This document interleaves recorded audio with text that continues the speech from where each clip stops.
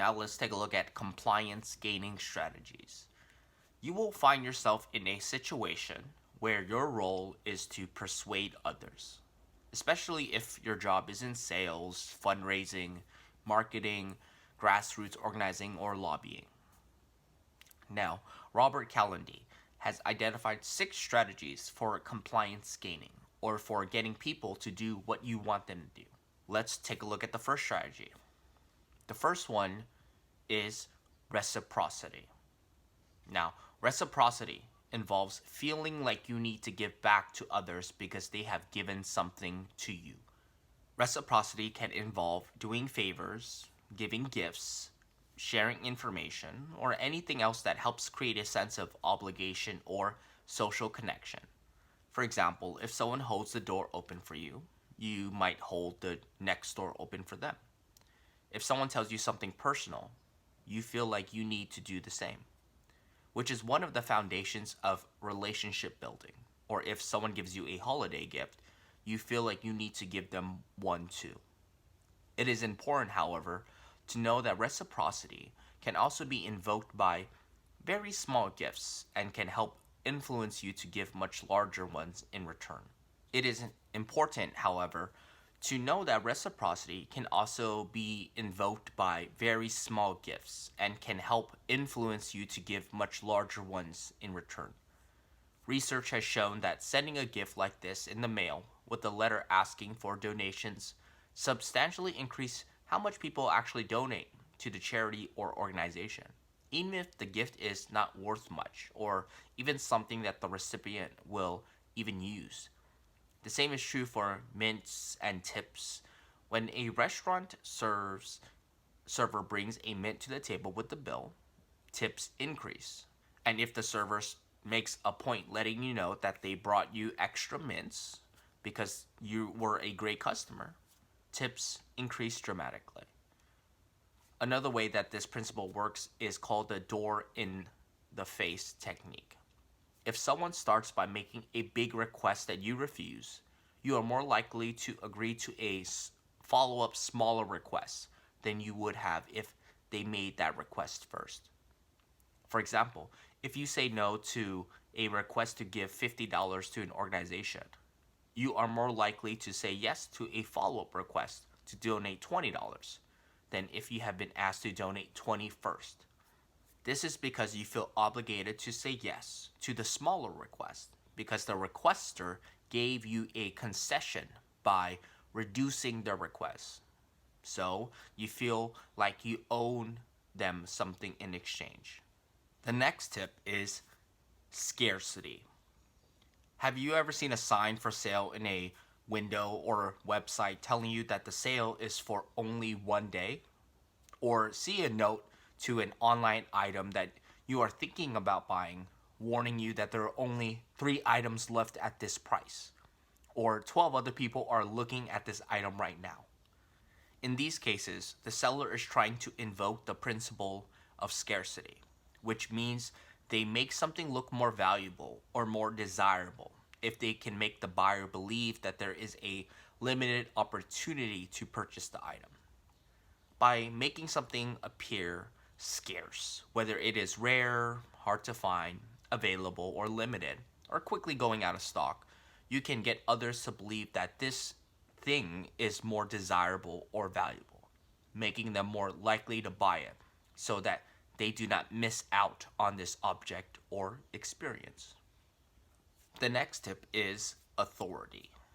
People tend to believe and do what other people whom they perceive as authority figures tell them they should do.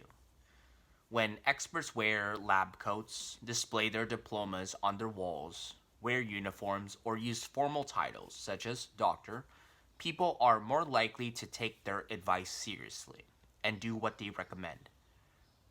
Milgram's experiment, in which people administered shocks to others who answered questions incorrectly, illustrates how powerful the trappings of authority can be in convincing people to do something that they would not otherwise do. Authority figures who use to persuade others to do or buy something could be actual authorities or celebrity figures.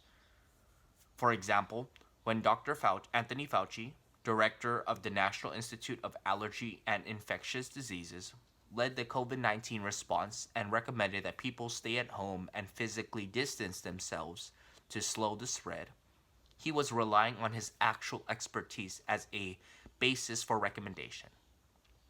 When someone uses their credentials in one area as a basis for making unrelated recommendations, they are acting as pseudo authorities.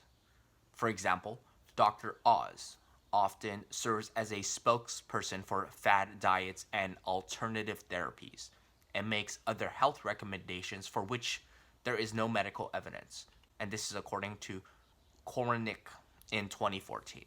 And even these recommendations are outside of his medical experience as a cardiothoracic surgeon. But many people do what he recommends because his doctor title gives him a sense of credibility on medical topics. At other times, celebrities are used to help endorse brands. The next tip is commitment and consistency. Now, people like to be consistent with their previous behavior, and this intentional pressure to be consistent can be used to convince people to do things they might not otherwise do. For example, if you make a small request and follow it up with a bigger request, people are likely to agree to that bigger request.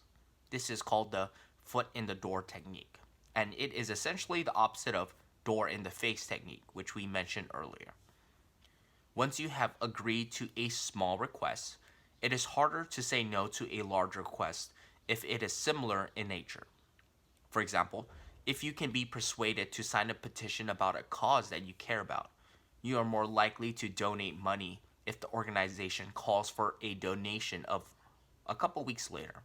Now, if you agree to put a sticker on your window in support of a political candidate, you are more likely to agree to put up a big sign in your front yard and ask to do a little bit later. The next tip is liking. We are more likely to say yes to a request if we like the person making the request, and we are more inclined to like them if we think that we are similar to them. This is why building a clear and compelling audience relevance and speaker credibility is so important. If a salesperson works to build a relationship with us and can find something in common between us, we are more likely to buy what they are selling than if they just launch it directly into the benefits of the product. The similarity can be something small or relatively meaningless. For example, mentioning that you have a friend who went to the same high school as the person who you spoke with, or connecting to someone by mentioning a favorite coffee shop that you both like, can sometimes be enough to establish a sense of relationship and liking. Once that sense of liking is established, you are more inclined to agree to a request or to make a larger purchase than if you do not have a previously established relationship. Now, this can be even more effective if you establish a relationship over time. For example, one of the author makes a point of buying from a local restaurant where she and her partner have gotten to know the owner and staff.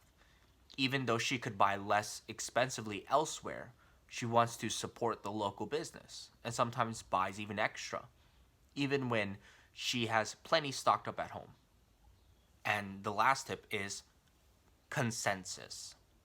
Now, we often decide what decisions and actions to make by looking to see what others are doing, and then we follow along, especially when we aren't sure of ourselves. This principle of consensus, also called social proof, means that we take our cues from others or from what we are told others are doing. For example, we are more likely to leave a tip in a jar if the jar already has money in it and looks like others have tipped. And we are more likely to stay late at work if all of our coworkers are doing the same thing. This strategy can be used to persuade people to take a specific action. For example, hotels are much more successful at convincing people to reuse their towels if they leave out small signs telling guests that 75% of other hotel guests reuse their towels to reduce the impact on the environment. Knowing how to use these strategies successfully can help you persuade others when you make a request. You must also be thoughtful and use these persuasion principles ethically. Additionally, you should be aware when others are using these strategies to try to persuade you. How many times have you bought something because of a tricky sales tactic like scarcity only to regret it later? Or done something just because everyone else was doing it? But in the long run, was that a bad decision? Now, be mindful and think critically about whether you are being persuaded by good underlying arguments or whether you are simply falling prey to manipulative tactics or fallacies.